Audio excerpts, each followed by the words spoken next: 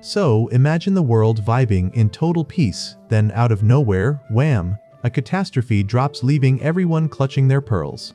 Turns out, this calamity came as a courtesy of some so-called democracy bomb. Nobody could figure out who lobbed it. Was it some hot-headed American, a trigger-happy North Korean, or just a clueless Russian with bad aim? Whatever the culprit, the fallout blanketed the globe in a crust of rust so thick you'd think the planet took up cosplaying as an antique. Cities to countryside got eaten away. You could watch the iron red creep like some giant fungus. Land, ponds, lakes, rivers, heck, even sturdy buildings, all crumbled like stale cookies, and I've got the crumbs to prove it. Eventually, our once vibrant planet was nothing but a barren, frigid wasteland, the stuff of a dystopian anime. Mad Max fans, you feel me?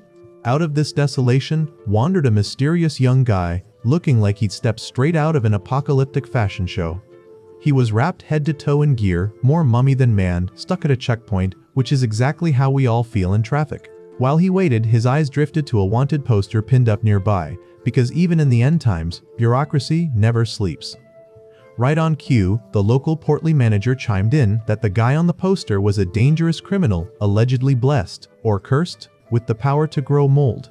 In these days, mushrooms weren't gourmet, they were basically toxic waste with spores, a hard no, instead of a pizza topping. Still, the city chugged on. People traded, hustled, tried to live normal lives amid the weirdness, which makes them more resilient than a Nokia phone. The tension was palpable though, because security forces prowled every corner like hall monitors on steroids. They scrutinized every alley and every stall, and you better believe they weren't looking for bargains. Anyone showing even the slightest hint of dealing in fungi was arrested on the spot. No, you couldn't just call your lawyer. To the guards, mushrooms were equivalent to narcotics. Imagine if your shiitake got you thrown into jail. Anyone who touched them was branded a criminal, because nuance died along with the old world. Meanwhile, deep in the old quarters red light district, a wealthy madam lounged in her chair, rambling on about her tragic past like a reality TV confessional. A circle of young girls gathered around, pretending to listen, throwing in the occasional nod or, as if they cared. We've all been there, right? But their minds were elsewhere, gossiping about whatever else, because why dwell on misery when there's drama? In the very same house, tucked away in a private room, a young couple was up to something that looked shady from the outside. If you peeped through the window, you'd swear they were up to some indecent act, but anime loves a good fake-out. The girl suddenly squealed that it's too big, while the young man calmly reassured her that big gets the job done. I know where your mind went, because same, joke's on us. Because it wasn't what we thought, they were dealing with injections and medicine, not whatever you were imagining. The young man's name is Milo. He is not just good-looking, he is actually a doctor. And since he had no clinic, the local prostitutes let him set up a treatment corner inside their brothel. Strange choice, but hey, it worked. One day, while Milo treated a father and son, the brothel's madam sat nearby sipping tea and spreading rumors. She claimed the so-called fungi protectors were not satyrs at all, but the ones secretly spreading the rust disease that destroyed the world. When Milo finished, the madam offered him a free night with the girls as thanks. The women giggled, clearly hoping he would accept, but Milo only smiled, admitted he knew he was handsome, and said he was not that easy. His joke made the whole room burst into laughter, and they admired him even more. Later that evening, Milo went to the bakery. On the surface, it looked like a food stop, but really it was for a secret trade. The baker quietly handed him contraband fungi, warning him to be careful. If the guards found out, the whole town could fall into chaos, especially since Milo was their only doctor. The baker refused payment, grateful because Milo once treated his daughter for free, but Milo insisted on paying. Fairness was who he was. At home, Milo gave the bread to his sister. She had once been a city guard, but after catching the rust disease, she was forced to quit. Now, she relied almost completely on her younger brother. After they ate, Milo went back to work. He now had a sleek new machine from the district committee to help him with medicine. His sister warned him to be careful around Kurokawa, the chairman. He was known for being treacherous and never gave gifts without expecting something worse in return. Milo, however, only smiled. He did not care about politics. His only mission was to find a cure for the rust disease and save the town. Meanwhile, inside the checkpoint office, a fat guard bragged about a wanted criminal. The man was so feared that even the corpses he left behind did not stay dead. His masked partner wanted to know more, but the guard brushed it off like it was no big deal. Just another day surrounded by corpses. Suddenly, breaking news hit the television. Gigantic mushrooms had appeared outside the city, rising into the sky like towers. Milo's sister grew nervous, but Milo stayed calm and asked to go deliver medicine. She allowed it, but not without a warning to be careful. At the bakery again, Milo planned to collect more fungi, but a boy suddenly appeared, snatched the bag, and ran, thinking it was food. Milo chased him through the alleys until he caught up. The boy lunged at him, then stopped, staring. "Are you a girl?" he asked. Milo growled. "I'm a man." He was used to hearing that question too many times. Still, he did not stay angry.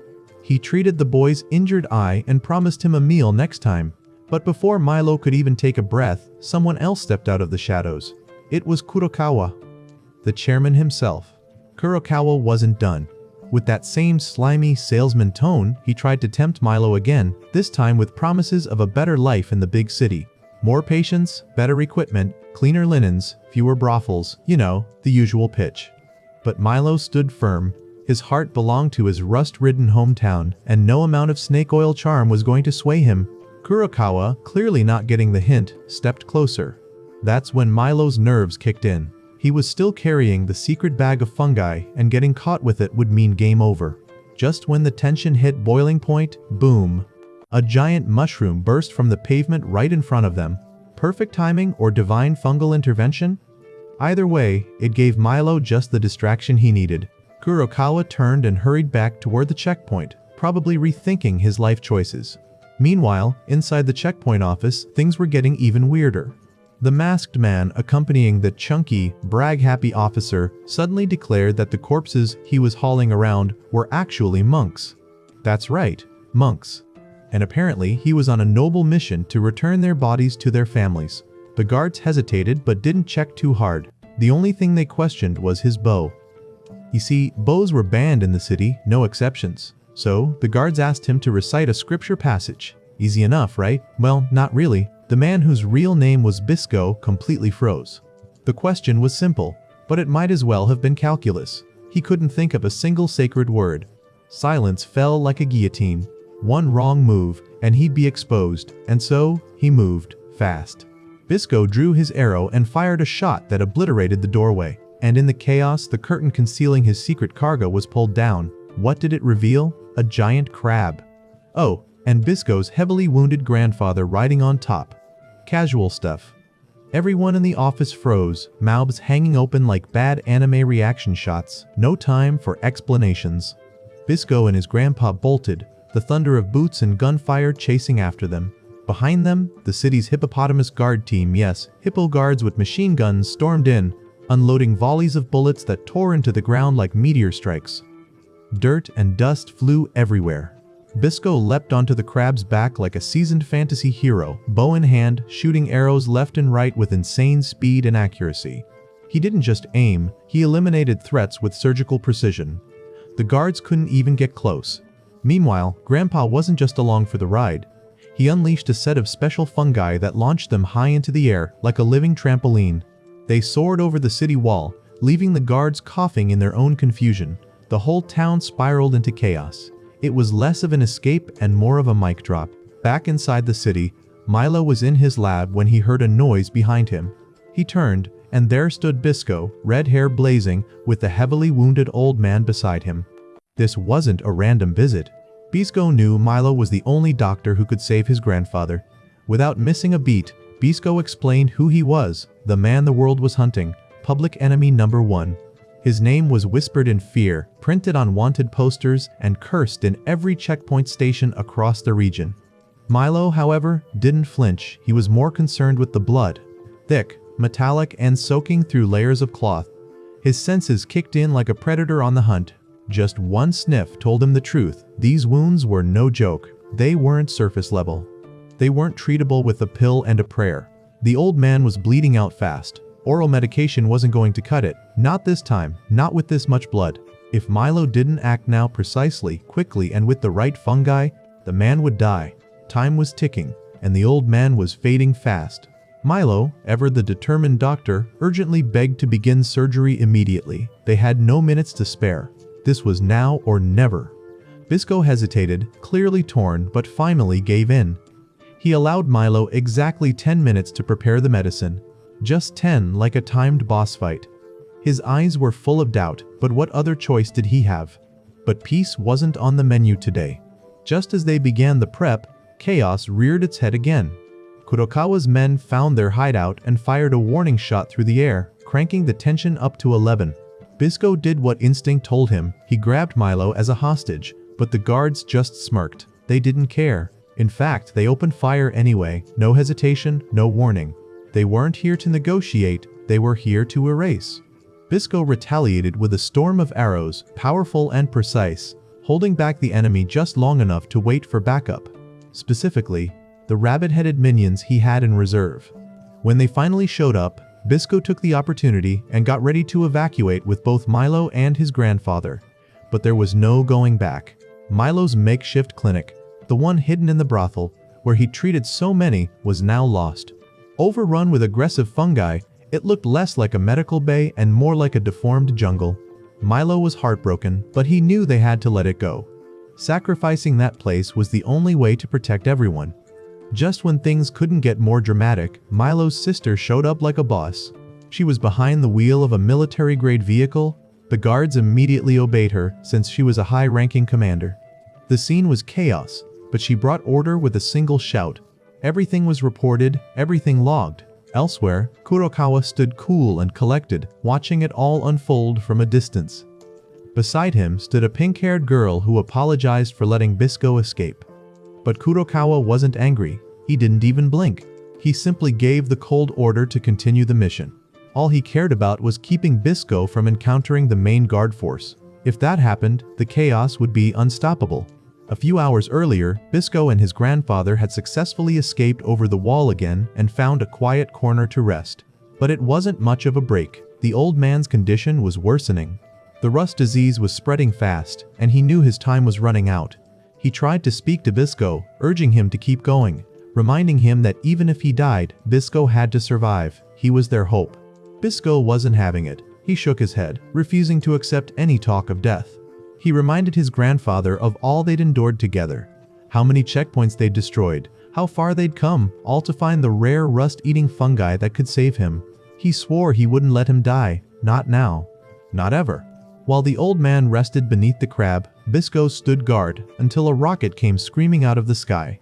Acting fast, Bisco drew his bow and shot the rocket mid-air, blasting it apart before it could hit. Fragments rained down. Above, a girl piloting a snail-shaped aircraft was watching, clearly surprised by his reflexes. Sensing more danger, Bisco's grandfather ordered him to hide beneath the crab to avoid the poisonous gas the aircraft was preparing to spray. Bisco tried to retaliate. But then, out of nowhere, an electric eel, yes, an electronic eel bit straight into his leg. And as if that wasn't enough, the aircraft started spraying bullets. Without thinking, the grandfather threw himself in front of Bisco. He took the bullets, shielding his grandson. Blood soaked through his clothes and he trembled under the barrage. Bisco's eyes widened in horror.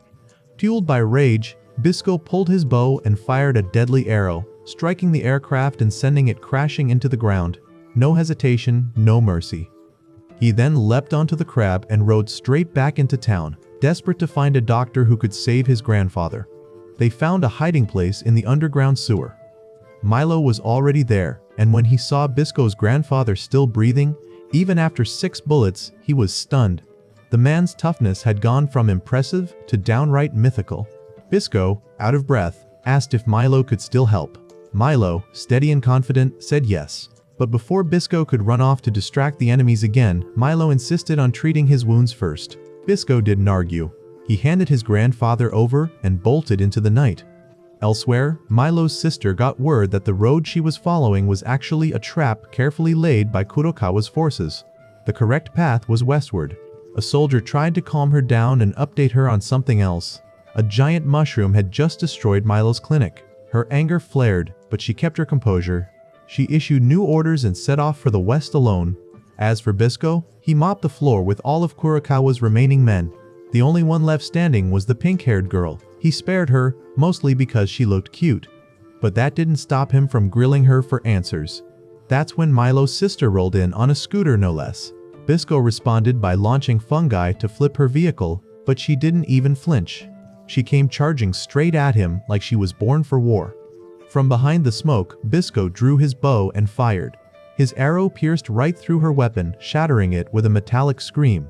The sound echoed through the area, loud and clear. A new confrontation was about to begin. Back in town, the loudspeakers were blaring fungal warnings.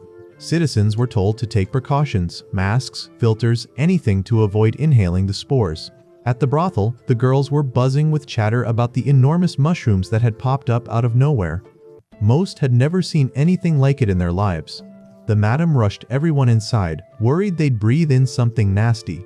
But before she could even close the doors, someone ran in with news that hit her like a slap.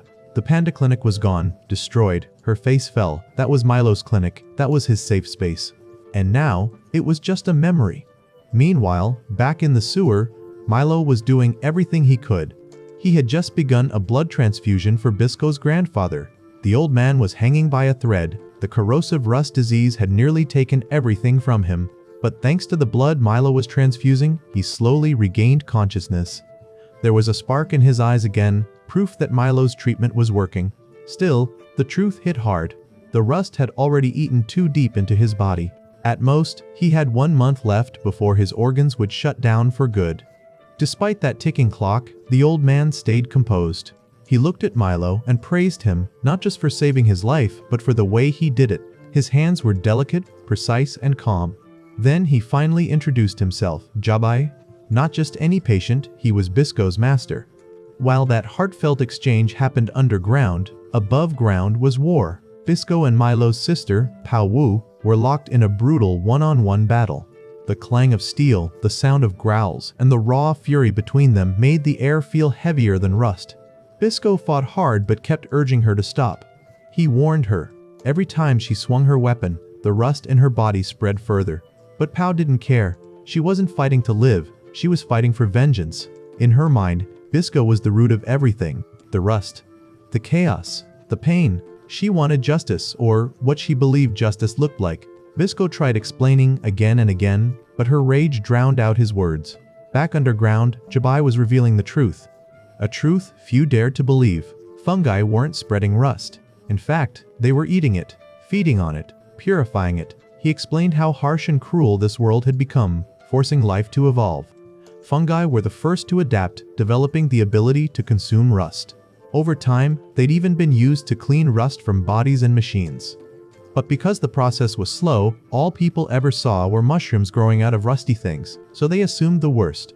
And those who defended fungi, labeled as dangerous weirdos, misunderstood, feared, and hated. But while Milo listened, Pao Wu stayed deaf to it all. Up top, she hurled her entire vehicle at Bisco, sending him flying. Even through the pain, Bisco kept trying to explain himself.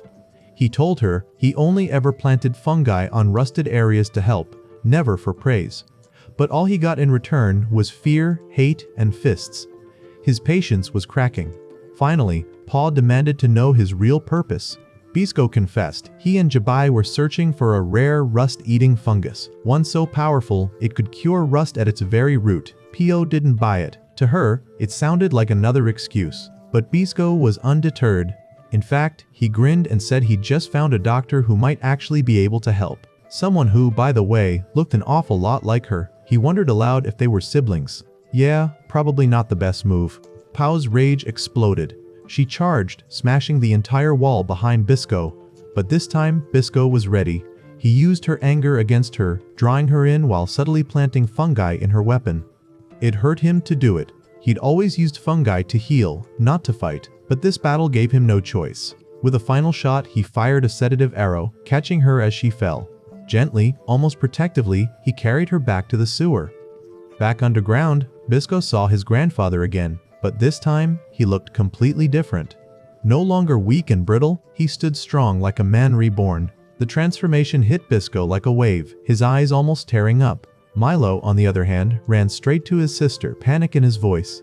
Bisco reassured him she was only sedated, she'd wake soon. Milo had already given her an injection of rust inhibitor. It would buy her time, but time wasn't something they had. The city guards were closing in.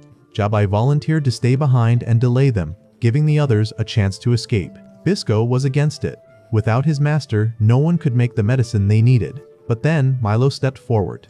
He offered himself in Jabai's place. He swore he'd learn, he'd dedicate himself to the craft no matter how hard it was. Bisco hesitated, unsure if Milo could survive out there. But Milo stood firm.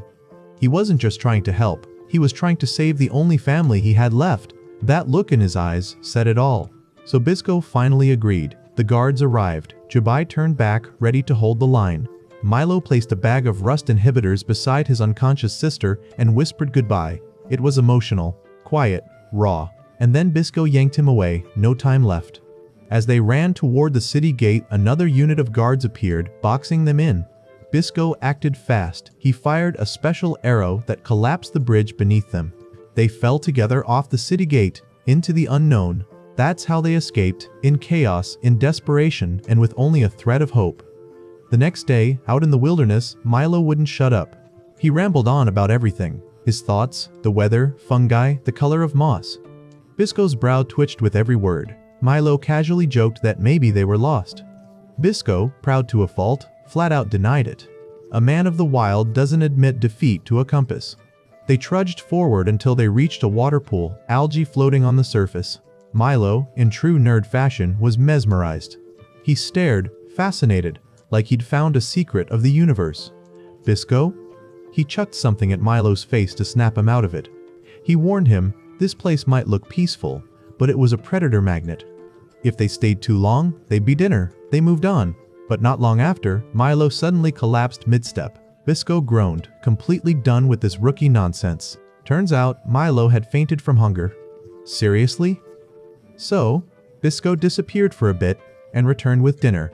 Realizing the clock was ticking, Bisco finally pulled out a map and marked their route. Their next major obstacle? A coal mine. Milo immediately broke into a cold sweat. Coal mines were basically Airbnb hotspots for giant, ravenous rats, and he wasn't exactly eager to meet them. But Bisco brushed it off like a pro, assuring Milo he had a way to deal with them. Of course he did. And then came the twist, literally from under the sand. Bisco spotted something sticking out, a massive crab claw. He gave a sharp whistle, and from beneath the dunes emerged their long-lost third companion, Bisco's crab. Yep, the reason they'd gone off course earlier was because this crustacean diva had been napping under the sand the whole time. Classic. Now that they were reunited, the plan was simple. Ride the crab, skip the rats, reach the mine in 2 days. Problem solved. Or, not quite. Milo hadn't even gotten comfy on the crab's back before he was tossed off like a rejected rodeo rider. Bisco tossed him a funky outfit, saying it would help the crab feel less weirded out. Apparently crab fashion is a thing. But even with the outfit on, the crab was like no thanks and yeeted him off again. So Milo had to walk. Yep, walk. While Bisco rode ahead like some desert prince on a 6-legged chariot, Milo hobbled behind in the sand, dignity slowly dying. Later that afternoon, Milo gave it another shot, and another, and another. But the crab just kept rejecting him, to the point where it spun in circles and made him dizzy enough to see stars. Or maybe that was heatstroke. The next morning, while Milo kept practicing like a determined anime protagonist, Bisco was busy prepping his arrows, soaking them in poisonous fungal juice like a true survivalist. Then things took a turn. Out of nowhere, Milo was thrown right in front of a familiar face. The pink-haired girl, yep, her again. She looked amused, eyes sparkling with mischief, and casually commented on how nice it was that he had such a big crab. Milo was still hanging on for dear life when Bisco heard her voice and spun around, arrow notched and loaded. He fired a warning shot. The arrow struck her thigh. She screamed, but not in pain. She laughed. Turns out, she wasn't here to flirt. She was here to steal the crab. She tried to lure Milo with a fake lesson in crab riding, but it backfired spectacularly. Then, something wild happened. Milo, completely serious, asked the crab to bend down so he could apply medicine to its claw. And shocker, the crab actually listened. Even Bisco was speechless. The guy who couldn't stay on for 5 seconds had somehow won the crab's heart. From that point on, Bisco gave up the training montage. No more lessons. Milo had earned the crab's respect the hard way. That evening, they stopped to rest at a temple up in the mountains, and wouldn't you know it, the pink-haired girl showed up again. But something was wrong. She was choking. Milo rushed to her side and tried the usual stuff, back pats, concerned shouting, etc. But it wasn't working, so he did something bold. He pressed his lips to hers and sucked out the obstruction. Yeah. Full-on CPR extraction kiss moment. Turns out, she had a slave chrysalis in her throat. A little parasite used to control people. Milo explained it like it was basic trivia, while the girl just stared in disbelief. She accused them of only saving her because they were interested in her body. Bisco, stone-faced, immediately said he wasn't interested at all. Milo turned beet red, while Bisco teased him for being a blushing virgin. Ah, friendship. Then the girl opened her bag, offering food and supplies for a price. Milo picked a packet of crackers. Bisco grabbed some arrows. When she demanded payment, Bisco looked ready to launch another arrow. But Milo calmly paid without complaint. He even offered Bisco a cracker, and both admitted they were surprisingly delicious. As for gasoline, she flat out refused to sell it. Instead, she poured it out in front of them, probably as revenge. That would come back to bite everyone. Later that night, disaster struck. An earthquake rocked the land. Bisco jolted awake, only to realize Milo was already fleeing riding the crab. But something was off. Bisco wasn't on the crab. He was on the back of a giant insect. Milo shouted from a distance that it was a living fortress. A massive creature that, if it crashed into the coal mine, would cause a catastrophic explosion. Bisco's heart dropped. He knew this beast. A bone-eating bug. It had awakened from its slumber because of the spilled gasoline. Bisco tried to take action, but the pink-haired girl clung to him, pinning him down. Milo was now their only hope, and somehow, it worked. Milo pleaded with the crab, guiding it to leap onto the bug's head. It stabbed the beast right between the eyes. Bisco finally broke free, grabbed the girl, and fired a fungus arrow straight into the creature's skull.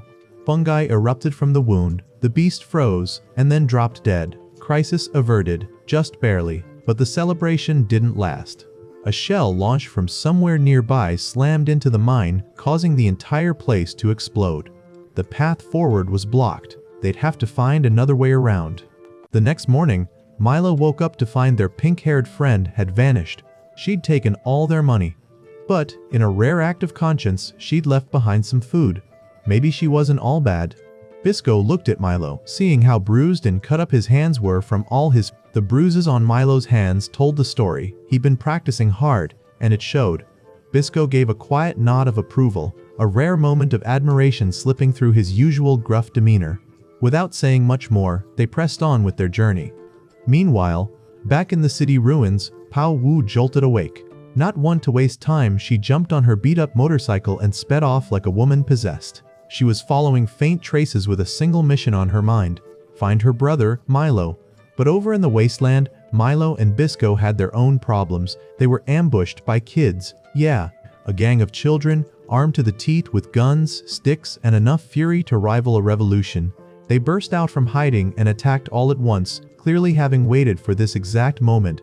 In their eyes, Milo and Bisco were just more of Kurokawa's goons. No questions, just beat down. Hands up, voices raised. Bisco and Milo tried to explain they weren't with that monster. Milo pleaded, saying all he wanted was to buy food. His tone was sincere, honest. But the kids weren't buying it. Looking at their torn clothes and filthy faces, they just laughed. In what world would two ragged vagrants like them have money? The weapons didn't lower. Only when Bisco pulled out his own wanted poster, crumpled, but clearly showing his face and that juicy bounty, did the kids hesitate. Maybe they weren't lying after all, but just because they believed them didn't mean they were off the hook. They were tied up and dragged off like prisoners, Bisco smirking coldly the whole time. He even offered to let them turn him in for the reward, since he had nothing left to lose anyway. They were brought to the kids' shelter, if you could call it that. A makeshift village of scrap metal, rotting wood, and broken dreams. Their cell? A damp, miserable room that smelled like mildew and regret.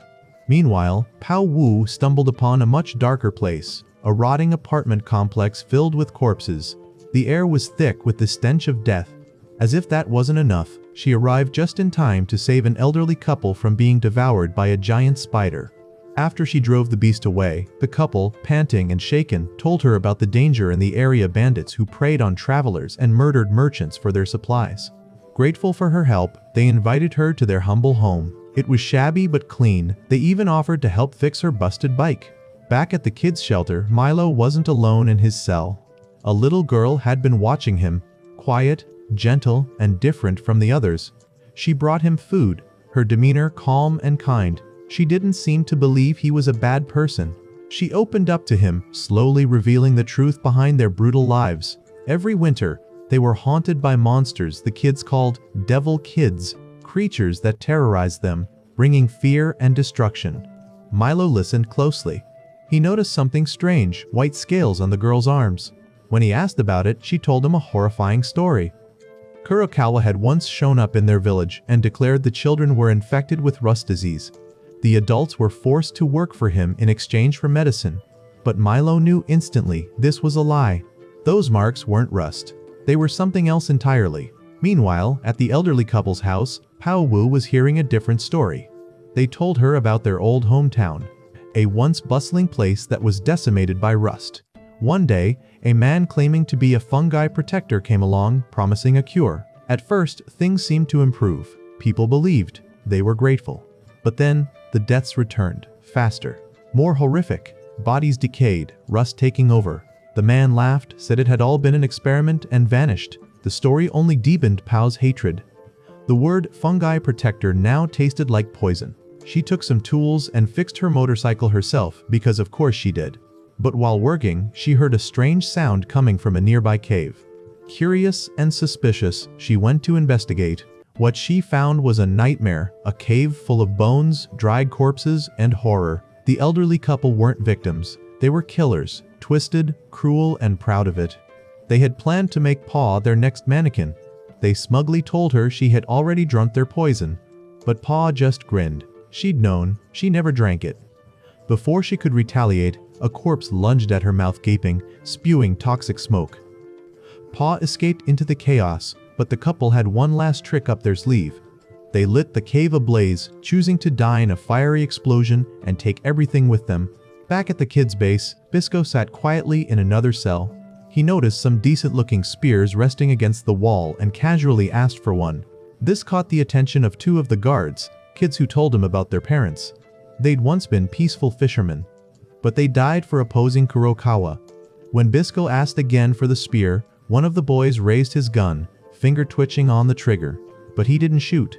Not because he forgave him, but because he didn't want to lose the bounty.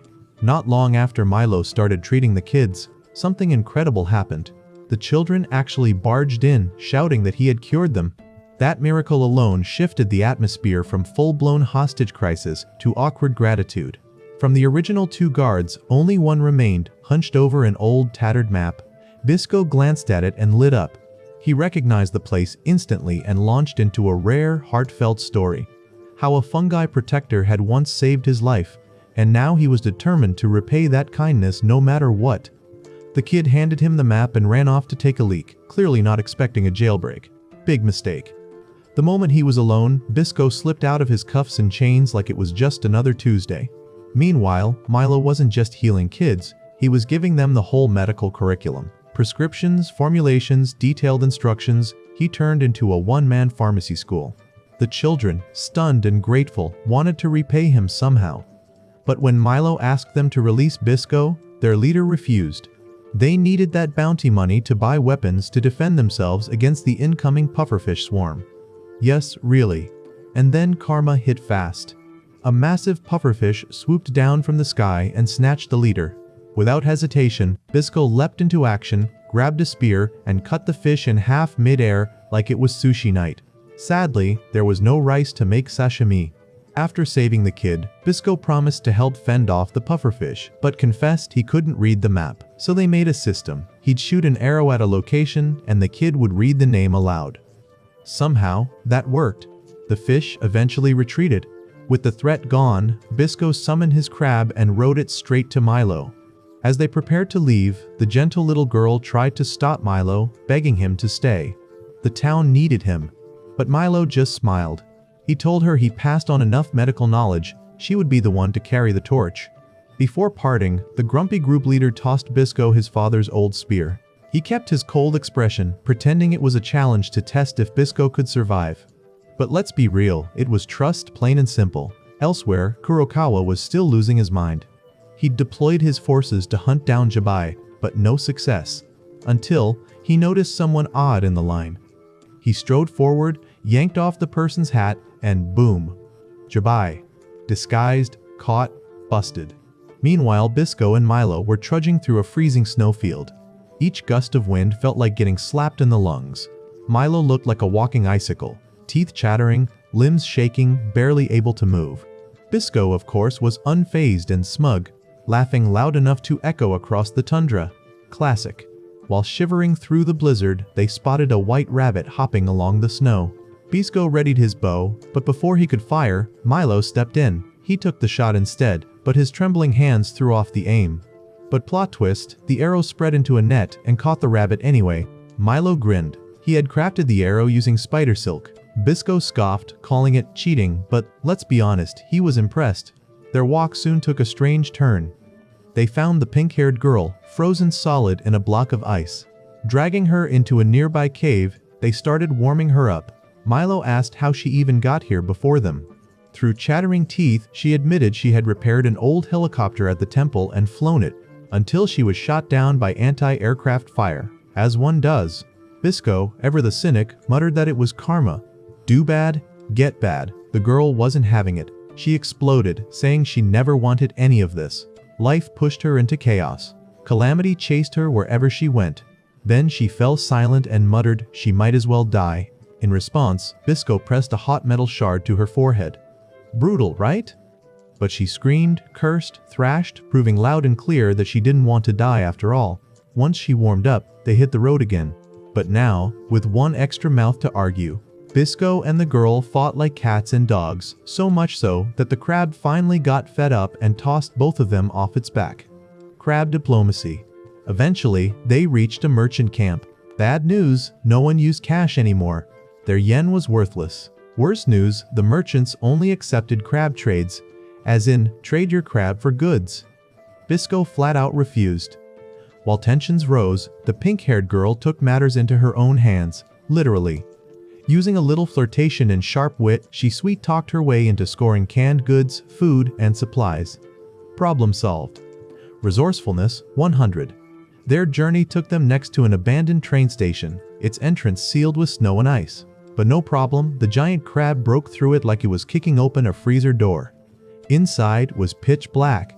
Then Bisco let out a breath filled with luminescent fungi spores, and suddenly, the entire station glowed in haunting blue and purple light. Milo looked around, dazzled. It was like stepping into a glowing underworld. They found an old train. Miraculously, it still worked, but the control panel demanded yen coins. Of course, once again, the pink-haired girl came through. She pried open the panel and rewired the entire control board like she was defusing a bomb. Milo and Bisco just stared. She quietly revealed her past, how she was once a slave in a machinery factory, forced to work under brutal conditions while others around her decayed from rust. Her skills, her scars, her pain. Suddenly, they all made sense. And with that, the broken train came to life. An engine of rust, hope, and 3 fugitives bound for something bigger. During those quiet nights at the abandoned train station, as Tyrol, pink-haired girl finally revealed her name, worked tirelessly to repair the locomotive, Milo and Bisco sat by the fire, sharing hot food and rare peace. Milo opened up. Traveling with Bisco had changed him. He'd seen so much, learned even more, and found a new kind of motivation, not just to cure rust disease but to live, to keep walking, to be someone who saves lives. Then, gently, he asked about Bisco's grandfather. Bisco's expression softened. He explained that Jabai wasn't his blood relative, but he was his only family. The man had trained him in everything: archery, survival, grit. His lessons were brutal, often dragging Bisco to the edge of death, but it had forged a bond thicker than blood. And now, Bisco would do anything to save him. Milo went quiet, then whispered, "That's love. The kind of love that makes people brave, the kind that doesn't flinch in the face of impossible odds." Tyrol overheard them. Her face turned red, embarrassed, confused, but quietly smiling. Emotions? Yeah, she had them. She finally finished the repairs. The engine roared back to life. As Milo and Bisco prepared to leave, Tyrol hesitated. She didn't want to go too dangerous, too many memories. When they asked for her name, she hesitated again, worried about leaving a trail. Milo promised not to laugh. She softly said, Tyrol. Milo smiled, genuinely, and said it was a beautiful name. That simple compliment hit her like a truck. For someone who'd always been treated like an object, being called beautiful as a person was a first. The train rolled forward. Milo shouted back that they'd meet again, that he'd tell her everything about their journey. Tyrol wanted to thank them, but the words never came. She kept it tucked in her heart. But of course, peace didn't last. A school of giant octopuses ambushed the train. Yes, octopuses. Bisco leapt into battle while Milo scrambled to support him. At first, it was chaos. Milo's hands still trembled, but he fought through it. Together, they brought down the smaller ones. Then came the big one. A monstrous octopus latched onto Bisco, tentacles crushing tight. Milo ordered the crab to launch the train engine into the octopus's mouth, but couldn't aim properly. Bisco stepped behind him, their hands overlapping on the bow. Together, they fired. Bullseye. The engine exploded inside the beast, ripping it apart in a fiery blast. They finally reached their destination, the Valley of the Fungi Protectors. The air changed. Everything was vibrant, almost magical. Then they saw it. A giant bird flying through the sky with an octopus in its talons. A second later, a colossal snake burst out of nowhere and swallowed them both. Bisco's eyes narrowed. He recognized that beast. It was the species that hosted rust-eating fungi. He didn't hesitate. He swung on a rope to attack. But the snake shrugged off his strikes like mosquito bites. Before he could try again, Pawu Milo's sister arrived. She was furious, tense, ready to kill. She demanded Bisco give back her brother. But Bisco, cool as ever, said Milo had chosen this path. He wasn't kidnapped. He wasn't forced. He wanted to help her. Milo confirmed it. But Pawu wasn't hearing it. She was angry, hurt, and refused to let her emotions take a back seat. Bisco, being Bisco, couldn't resist provoking her. His hot-headed remarks made her even angrier. The tension crackled between the three like a lit fuse, and then, the snake struck. It lunged forward, jaws open, faster than they could react. Pawu dodged on her motorcycle, but not fast enough. It snatched her and dragged her away. Milo panicked. He jumped on the crab and charged after her, screaming her name. With a daring maneuver, he crashed into the snake, forcing it to release her. Bisco caught her mid-air, pulling her to safety, but they weren't done. The snake now had its grip around the crab's claw, squeezing it tight. Bisco fired arrow after arrow, no effect. Milo shouted for him to trust him. He drew the bow, took aim, and fired, severing the crab's trapped claw. The crab was freed, but now Milo stood right in front of the snake's mouth. It struck. In that terrifying moment, both Bisco and Pawu moved, one with his bow, one with her bike. They dove forward and were swallowed whole with Milo. Inside the snake's body, they acted fast. Milo and Bisco stuffed explosive fungi into its throat. Then Bisco, using Pawu's own weapon, stabbed upward, piercing the skull from the inside. Boom! The snake collapsed. Its body hit the ground like a toppled skyscraper. Covered in sweat, coughing from the fumes, the trio emerged victorious, but not without scars. Finally reunited, Milo explained everything to his sister. The truth, his choice, his hope. She listened, and this time she believed him. They turned to the snake's body. A strange fungus had begun to grow on its skin. Milo was sure it was the rust-eating fungus they had searched for. Bisco eagerly took a bite. It tasted normal, too normal. Doubt crept in. Had they found the wrong one? Bisco wanted to look for another snake. Milo urged him to stop and treat his wounds first. Bisco refused, even pushed Milo away. Then Milo noticed something strange. He pressed Bisco's bloody hand onto the fungus. It reacted violently. The mushroom pulsed with energy. Something clicked in Milo's brain. He realized the fungi protectors, including Bisco, didn't know much about medicine. Bisco didn't even know his own blood type. That's when the light bulb went off. What if it wasn't just the fungus that healed rust? What if it was something in their blood that activated it? He hesitated, then quietly asked, Bisco, can I take some of your blood? Pawu stood in silence, watching the conversation between Milo and Bisco. Something was shifting inside her, distrust giving way to understanding. She stared at Bisco a little too long enough for the poor guy to get flustered and blush, quickly averting his gaze like a teenage boy caught texting a crush. To cool the tension, Pau stepped outside to tinker with her bike. She needed the distraction, but the world had other plans. Metal hooks suddenly dropped from above, latching onto the corpse of the giant snake. Pao looked up and froze. Kurokawa had arrived. He didn't even try to hide. Hovering smugly above in his air balloon, he cheerfully admitted that he had used their group to locate the rust-eating fungus. His plan? Sell it to the government for an astronomical price. Bisco didn't hesitate. He fired a volley of arrows straight at Kurokawa's balloon, but they all bounced off. The craft was coated in antifungal membranes. Classic villain prep. Kurokawa's henchman laughed, mocking Bisco, saying his wounds had made him useless, but Bisco wasn't finished. He leapt up, gritted his teeth, and fired an arrow that cracked the glass of the control room. Kurokawa retaliated with a rust-infused bullet straight into Bisco's stomach. The shot hit hard. Blood poured. Bisco collapsed, but even as he fell, his eyes burned with fury. Kurokawa got what he came for. He ordered a retreat. The next morning, a heavy silence lingered. Pao knew she couldn't protect Milo anymore. She entrusted her brother to Bisco, giving him her full trust. Milo, in turn, handed her 2 doses of rust medicine, one for her, one for Jabai. But Pao handed her own dose back to Bisco. His condition was worse. Without it, he wouldn't survive. Softly, for the first time, Bisco called her by name, Pao Wu. That one moment broke the icy wall between them. She smiled. He blushed.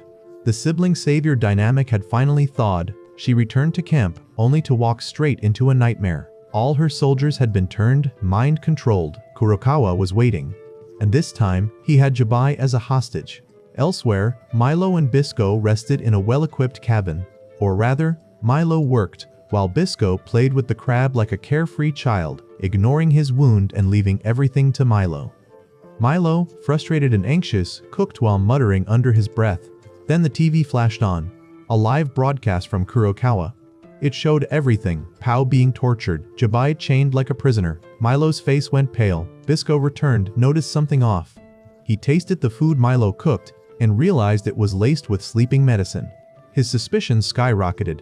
Milo was clearly hiding something, and then Bisco guessed it. Pao was in danger. He wanted to charge in immediately. Milo stood in his way. He begged Bisco not to go, not in this condition. They fought. Arrows were drawn. Milo trembled, saying he couldn't bear to watch Bisco die. That friendship didn't mean sacrificing yourself alone. The weight of saving the world shouldn't fall on one person's shoulders. Then, quietly, Milo offered him a folder data and the antidote. He was ready to fight alongside Bisco, but Bisco knocked him out cold. No more arguments. After tucking Milo into bed and covering him gently, Bisco left, alone. Only, that didn't go as planned. Because Milo woke up first, he had secretly injected Bisco with a sedative. Now, Bisco slept soundly, unaware. Milo was the one heading into hell.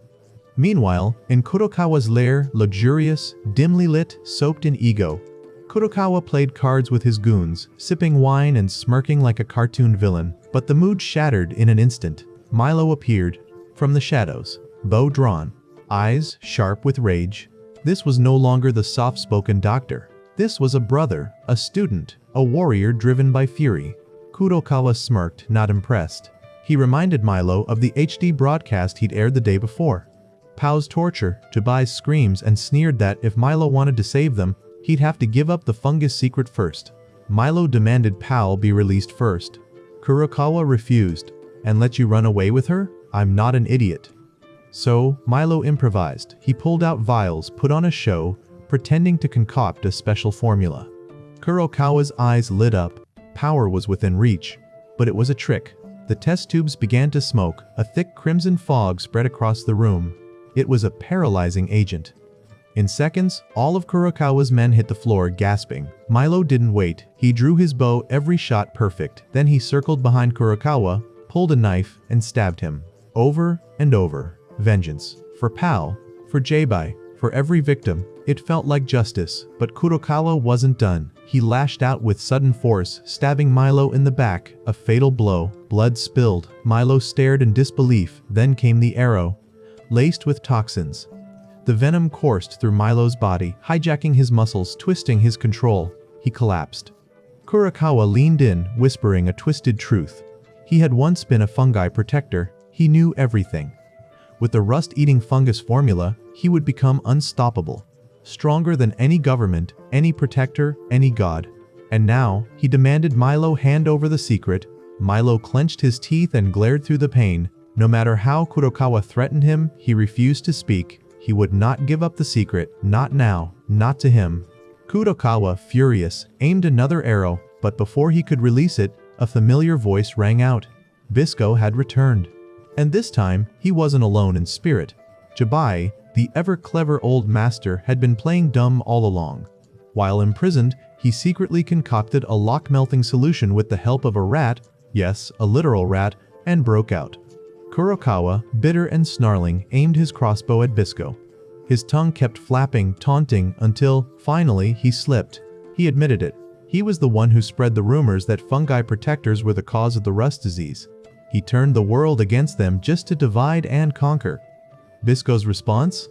A direct arrow to Kurokawa's arm, shattering the crossbow in a single shot. But before anyone could celebrate, Milo, completely overtaken by the rust toxin, accidentally fired back. His poisoned mind didn't know friend from foe. The arrow struck Bisco. Kurokawa seized the moment. He smirked, gave Milo one last cruel choice: reveal the secret, time, or kill Bisco himself. Milo, shaking, desperate, finally gave in. He revealed it was the blood of the fungi protectors that held the key to the rust-eating fungus. And just as expected, Kurokawa betrayed him anyway. He ordered Milo to finish Bisco off.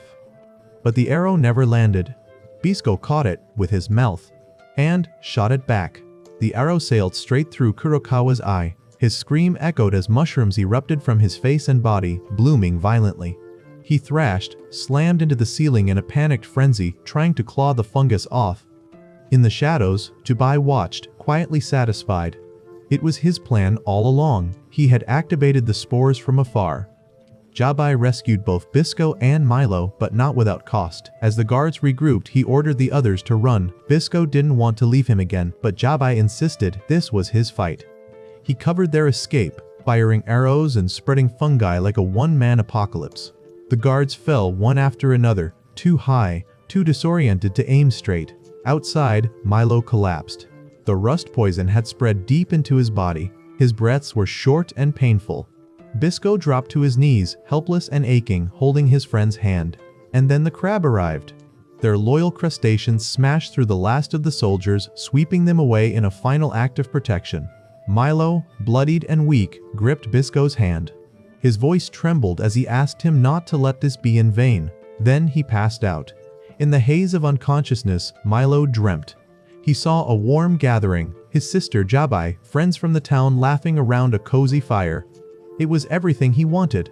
But slowly, it faded. The laughter died. The image blurred and dissolved into mist.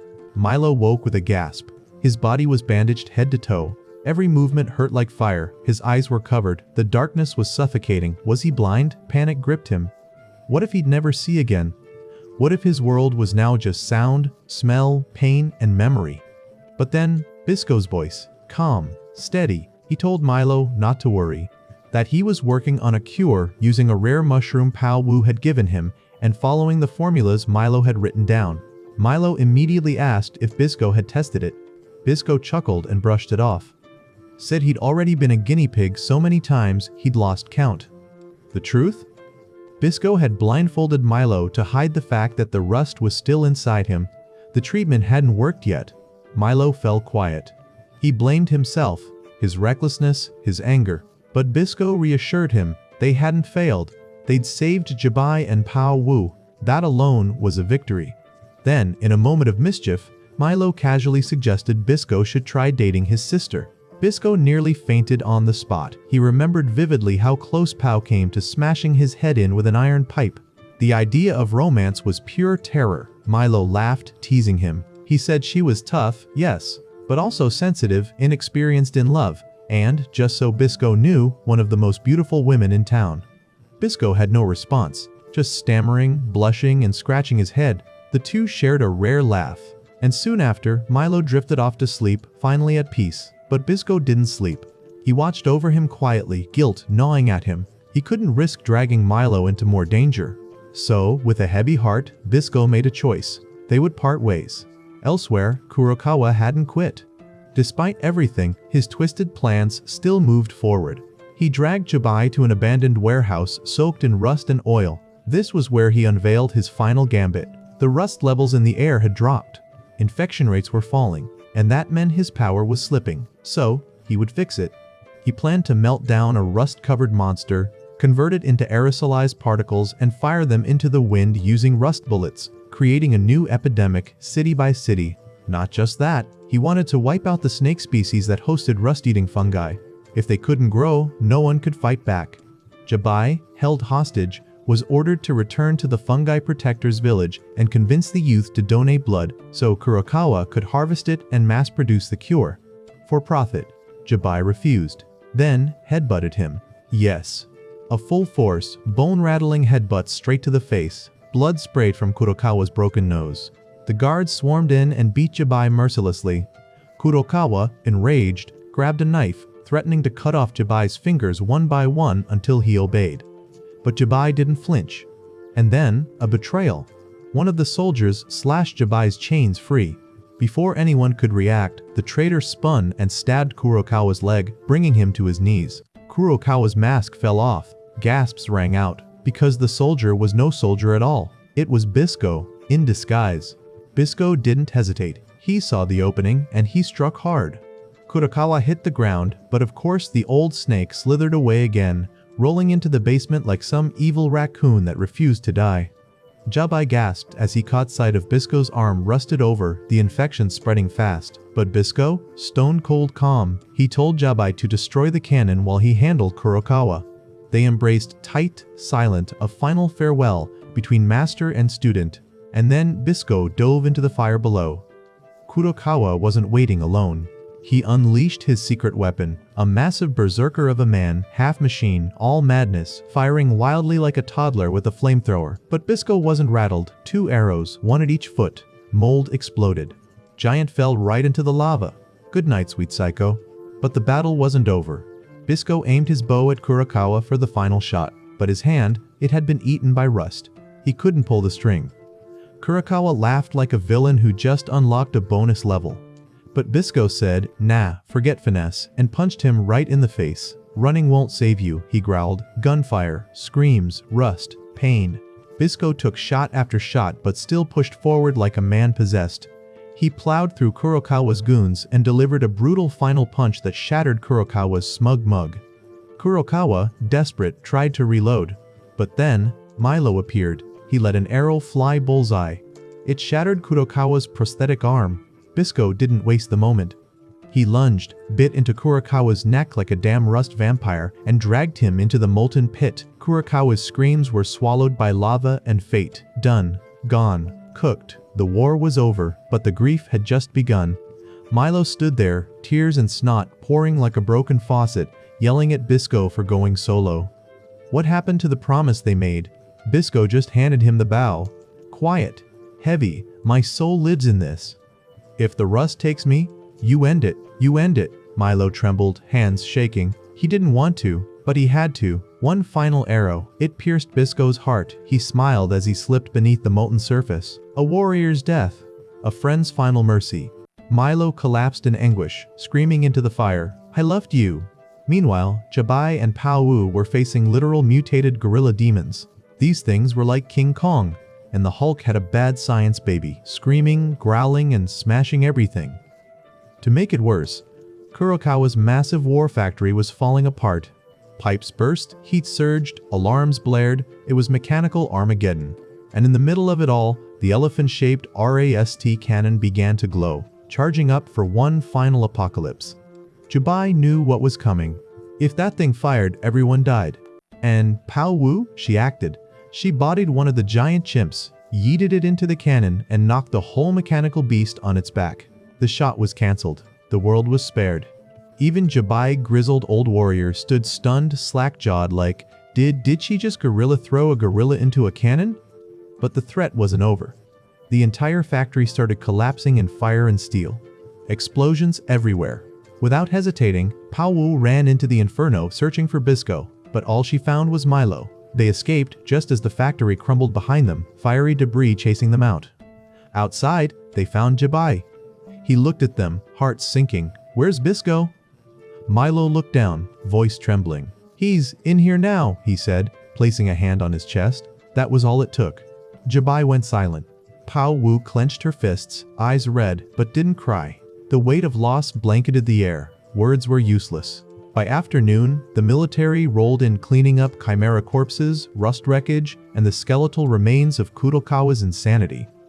Milo stood among the ruins, watching smoke rise from the ashes. Pain, guilt, but also resolve. Then, the earth shook. From the rubble, a giant iron monster rose. Iron Man? Titan? Nope. It was Kurokawa, back from the dead. Because of course he was. Now, a full-blown mech freak, he targeted the Crying Children Valley, home of the rust-eating fungi. He wanted to burn it all. The military fought back, but it was like Nerf guns versus a tank. Flames cleared out anything in his way. And then, the monster turned, toward the cities. War wasn't over. Bisco's crab, buried under the sand, waited, silent. Milo was worried. Understandably so, there was a giant killer robot on the loose. But Jabai reassured him, pointing at the crab like it was their rusty-proof savior. The creature, apparently, had the ability to resist rust. So Milo didn't have to panic. Besides, Milo had already been injected with anti-rust medicine. He stepped forward without hesitation, volunteering to stop the Iron Man. Jabai and Pao stayed behind, promising to follow soon after. Elsewhere, the pink-haired girl made her way to the place where Pao had been kidnapped. She wasn't expecting much, maybe some clues. But instead, she ran into a group of guard soldiers who had just barely escaped being controlled by fungi. They locked eyes in mutual confusion, not quite sure who was the threat. Before any of them could sort it out, the roar of aircraft engines sliced through the air. Military planes arrived overhead, dispatched to collect intel and supplies for the coming battle against the Iron Man. Then the soldiers said something that shattered the girl's world. Bisco had died. In the magma, she stood there, stunned, barely able to process it. Meanwhile, the Iron Man kept marching. It passed through the same area not long after, and the army was already prepped and armed to take it down. But no matter what they fired, it did nothing, not even a scratch. The Iron Man didn't even blink. All it had to do was sweep its cold mechanical gaze over the battlefield, pick a target, and release a burst of rust. In a flash, an entire platoon vanished, melted away, while their terrified screams echoed in the air. More troops nearby saw what happened. They wanted to help, maybe even charge in, but instead, they froze. No one stepped up. Everyone waited for orders. Orders from Pao, who wasn't even there. Milo watched all this in silence, fury building in his chest. The protectors had turned cowards, and people were dying because of it. All the while, the Iron Man kept moving. Every footstep was a demolition. Every movement sowed deeper hopelessness across the battlefield. Then it approached a group of merchants struggling to evacuate. That's when Milo acted. He shouted loud and clear, calling Kurokawa by name. The Iron Man halted. It turned. From behind the cold steel mask, its glowing red eyes locked onto Milo, its metal arm lifted, a laser beam powered up. A blinding red light exploded from the weapon and shot straight toward Milo. But Milo didn't back down. He pulled out his bow. One after another, arrows tipped with special fungal spores flew toward the Iron Man. Unlike conventional weapons, these spores worked. The Iron Man's armor began to corrode, patches of rust spreading unevenly across its frame. Milo kept firing, each shot paired with taunts. He mocked the enemy, baited it, forced its attention to stay on him. It was a calculated risk, but it gave his allies breathing room. And then, just in time, a deep rumble sounded from the distance. Jabai arrived, riding in on the giant crab like it was his personal tank. He called out to Milo, rallying him to fight together. Without missing a beat, they both opened fire, launching wave after wave of rust-laced arrows at the Iron Man. The plan was simple: overwhelm it, take it down, end it. But the Iron Man didn't even flinch. It let out a ferocious roar that echoed across the battlefield, louder, more terrifying than before. Then it tilted its head toward the sky. Milo froze, every instinct telling him that something terrible was about to happen. And he was right. From the Iron Man's body, a massive energy bomb shot upward and then came crashing down on their location. The blast hit hard. Milo, Jabai, and the entire area were consumed in a firestorm, blown back in all directions. Elsewhere, Powell couldn't believe her luck when she bumped into Tirol. No time for pleasantries. They agreed to team up immediately. They jumped into an old red car. The thing looked like it had been through at least 3 apocalypses, but still ran. Barely. tension filled the air. Tyrol, ever the researcher, pulled out something that made Pauwu's eyes widen. Blueprints. Detailed schematics of the Iron Man, built by none other than Kurokawa himself. It was the jackpot. Pauwu reached out to grab the papers in excitement, but her enthusiasm nearly cost them their lives. The car veered dangerously off the road. Tyrol stared at her in disbelief. How could someone so impulsive be related to someone like Milo? Back at the blast site, Milo and Jabai had survived barely, but Jabai wasn't in good shape. His leg was badly injured, making it impossible for him to keep moving. Milo didn't hesitate. He got Jabai seated and immediately began first aid, wrapping the wound and stopping the bleeding. While they rested, Jabai explained something grim. Rust wasn't just decay, it was death. It ate through everything, metal, stone, even human life. The only thing that could stand against rust was rust-eating fungi. Milo clenched his fist tightly and gave a firm nod. He understood. There was no time to hesitate anymore. Afterward, he gently left Jabai in the care of nearby merchants, instructing them to look after him and stay alert. Then, alone, Milo climbed onto the back of the giant crab, ready to move. He knew exactly where Kurokawa was going. The town, the place filled with memories. The place where he had once shared moments with the children. Meanwhile, in that very town, the kids from before were gathered, anxious and unsure. They tried to come up with ways to protect their home. They wanted to fight, but one of them, the boy with the headband, spoke up. More grounded than the others, he told them honestly they couldn't win. If they stayed, they'd die. If they fled, they could live, and maybe rebuild later. His words hit hard. Silence followed. Eventually, the group nodded.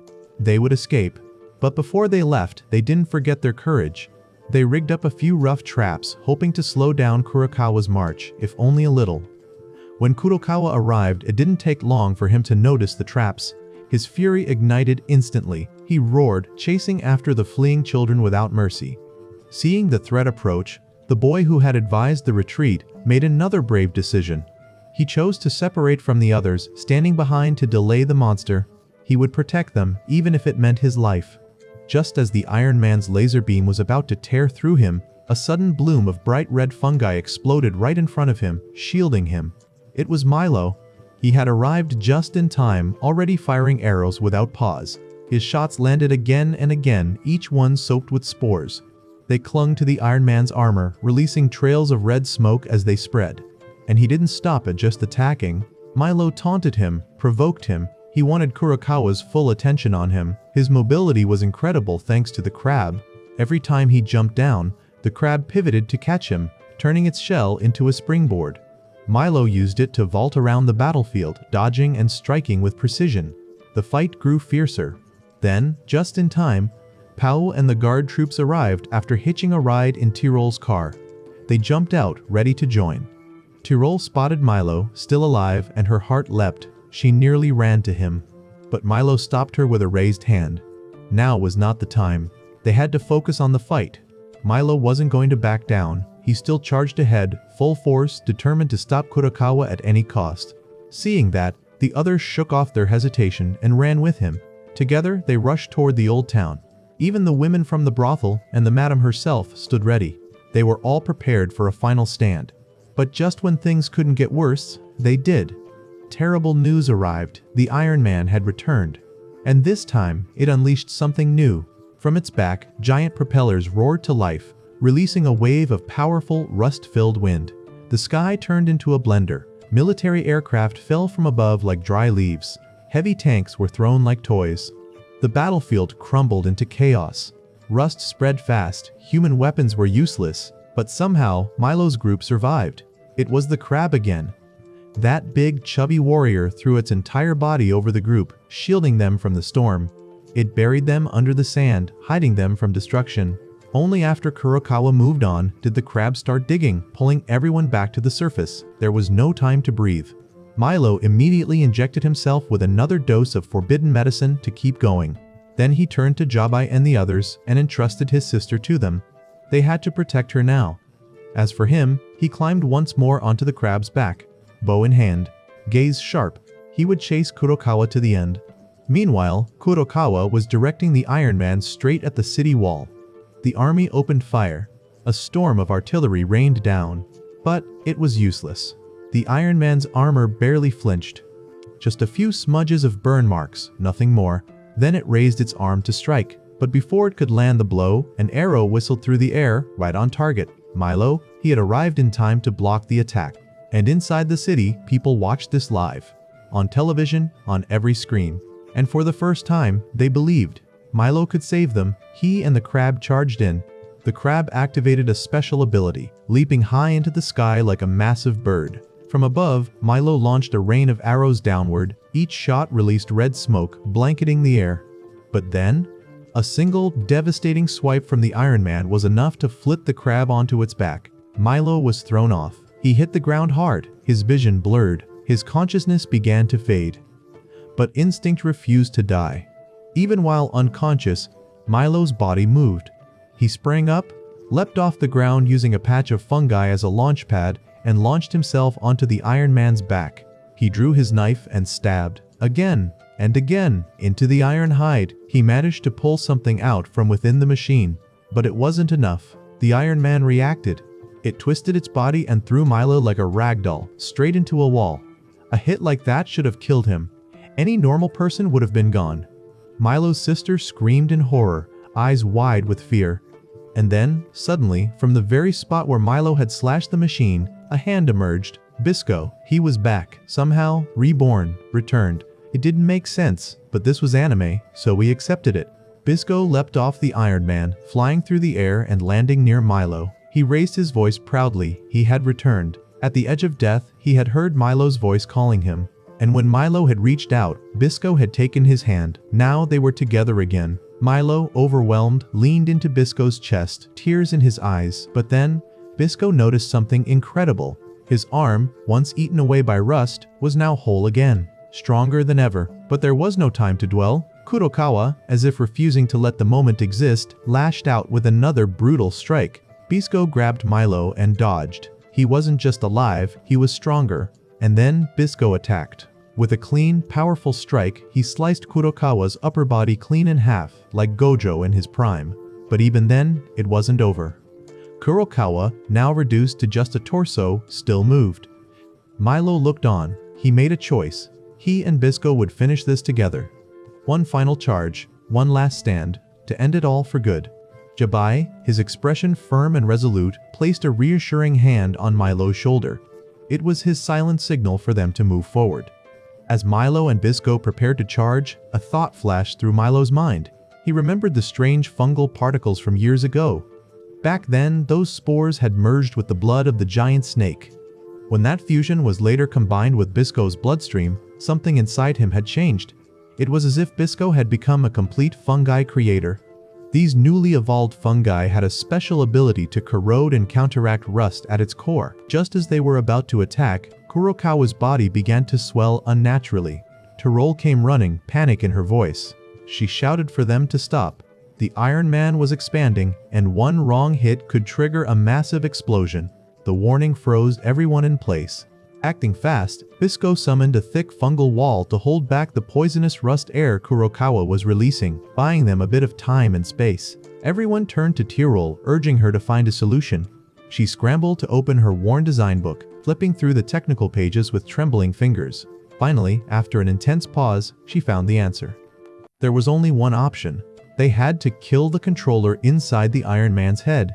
If the pilot died, the explosion process would cease. Hearing this, Bisco immediately moved to attack, but Milo stopped him.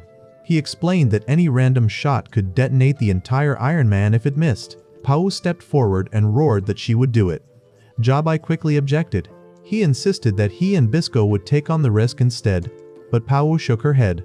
She pointed out that Jabai's crab claw, while powerful, might trigger a shockwave strong enough to set off the explosion. She, however, had trained in force-controlled martial arts. Bisco let out a laugh, joking that she had beaten him to a pulp once, so he had no doubts about her strength.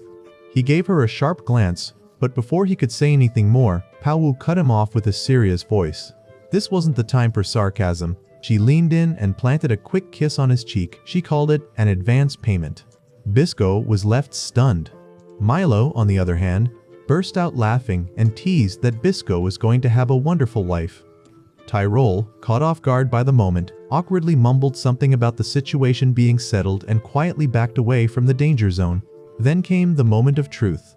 With a synchronized push from Bisco and the guard troops, Pao was launched through the air. She glided straight through the deadly rust stream, twisting and turning to avoid contact. At the perfect moment, she unleashed a devastating strike aimed right at Kurokawa's mask. A thunderous crack echoed across the battlefield. The mask shattered. But Kurokawa was not finished. In a vicious counterattack, he struck Pao with deadly force, hurling her through the air. Thankfully, Bisco reacted in time. He summoned a thick patch of fungi to catch her, cushioning her fall. As the broken mask hit the ground, it revealed the true face of old Kurokawa. His eyes glowed with rage, and immediately, he fired an energy beam straight at Pao. But before it could hit, Milo stepped in, quickly raising a fungal wall to block the attack. Bisco drew his bow and fired, but each of his arrows was intercepted mid-air by Kurokawa's energy blasts. Time was running out. Determined, Bisco jumped high into the sky, preparing for one final strike. But just before releasing the shot, a beam of light grazed his eye, blinding him. His vision blurred, and he could barely see. Then Milo appeared behind him.